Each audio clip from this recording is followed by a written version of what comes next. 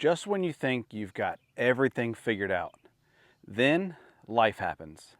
But the good news is I'm going to bring you along through the process so that if you find yourself in a similar situation, you know exactly what to do. Let's get into the video.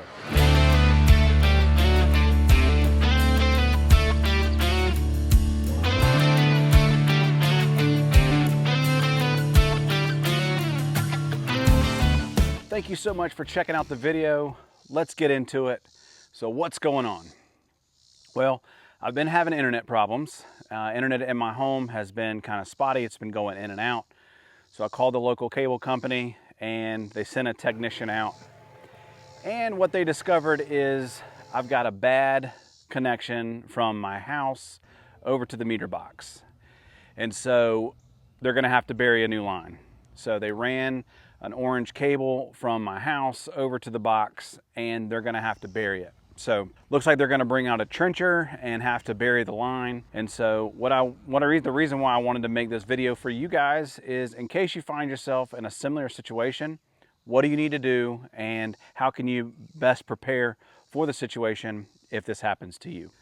So here is the cable line that they're gonna run all the way through my yard, all the way over here to the meter box down there. So step one, and what you need to do is, you can see I've already started doing that, is we're gonna mark our irrigation sprinklers with these little orange flags. So I would imagine that they're gonna run this trencher probably in a straight line from this box, you know, straight down all the way to the meter box down here. And so I've got all these orange flags marked for the sprinkler heads. So hopefully they'll avoid those. My sprinklers, the lines are ran approximately 12 to 18 inches deep. And according to the technician, they're only gonna run, they want the cable line to be at least 6 to 8 inches deep. So my main concern, obviously, is I don't want them to hit my sprinkler lines, but I certainly don't want them to hit the head. So if we can try to avoid that and try to limit the damage. So if you've got a invisible fence for a dog or something like that, or any other buried cables, maybe you've got a shed that you've got power running out to, people who come out and mark the grass, they're not going to find that. So hopefully you map that out and know where all that stuff is, because you don't want them to hit it. So that's step one. So I'm not exactly sure what kind of trencher they're going to use. I know there's a couple different options that they have. You know, they have the one that churns with a big blade and everything, and then they've got what they call these slicer ones. Hopefully they end up using the slicer one, but I'm not really sure. We're gonna prepare for the worst. So step two, and what you need to do when this happens to you, is get your supplies. So I always say try to keep a bucket of grass seed on hand, maybe some fill dirt. And so I already have that. If you didn't, jump online right now, go ahead and get your grass seed that you need. You know, make sure that you're prepared. Again, we want to have everything on hand so that when we're trying to repair some of the damage, we're ready to go. The only other thing that we can do is when the guys come out with the trencher, my wife works from home, so I'm going to ask her if she would be so kind as to go out, and when the guys get here with the trencher, just to go out and ask them to not put down any grass seed or any straw. Obviously the grass seed would be a waste because we're going to put our own grass seed down. We want it to match the rest of the turf. And then obviously we don't want to have them put down any straw or any seed covering, because that's just going to invite weeds. And, you know, we don't want weeds. Hopefully the wife will be willing to do that. You know, I know she's just as disappointed about all this as I am, but it's all going to be good. We're going to be prepared. We're going to be ready to rock and roll. I'll see you guys in maybe a week or so. Once the guys get here, we'll kind of survey the damage and see what we're working with and see just how bad it is. Thank you guys so much for watching the video, and I'll see you guys in a couple days.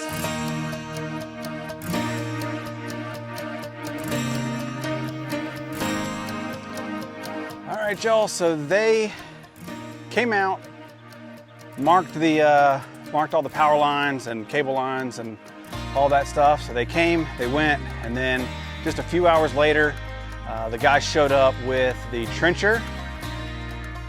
And I have some really great news. Man, I'm so pumped. Let me turn the camera around. You know, sometimes in life, guys, you win, and sometimes you lose. And guys, I won.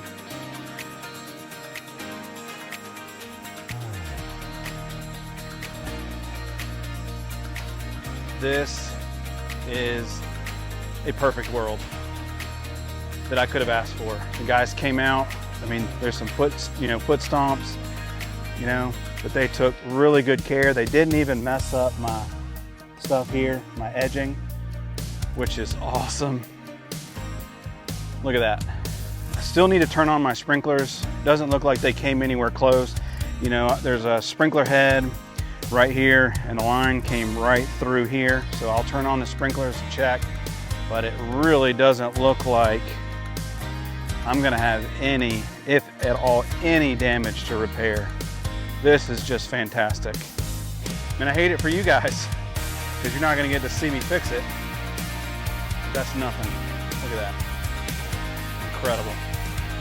So really, the only thing I'm gonna have to do is maybe grab a backpack blower and just kind of fluff up the grass where it got trampled on and laid down. But man, that's awesome. If you remember, I've got GCI's Spreader Elite grass seed. So there is a little bit of spreading capability.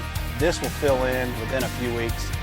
I will say one thing that really helped me through this project is how soft the ground was. I know we haven't been getting a whole lot of rain, but because I've irrigated, the ground is super soft. So I guess that blade was able to penetrate through the dirt without really doing a whole lot of damage. Awesome. Again, hate it for you guys because you're not gonna see the content. We're gonna get the sprinklers turned on, just make sure that nothing out of the ordinary got hit. But again, guys, if you're ever in this situation, follow those tips. Make sure you mark your sprinkler lines, make sure you mark your power lines if they're buried. If you have an irrigation system, try to irrigate, get that ground nice and soft, make it really easy for these guys to get through your turf. So yeah, I mean, not what I expected, but I'll take it. My name is Devin, the DIY Lawn Coach. Sometimes you win. Today, I won. Can't wait to see you guys in the lawn. Peace.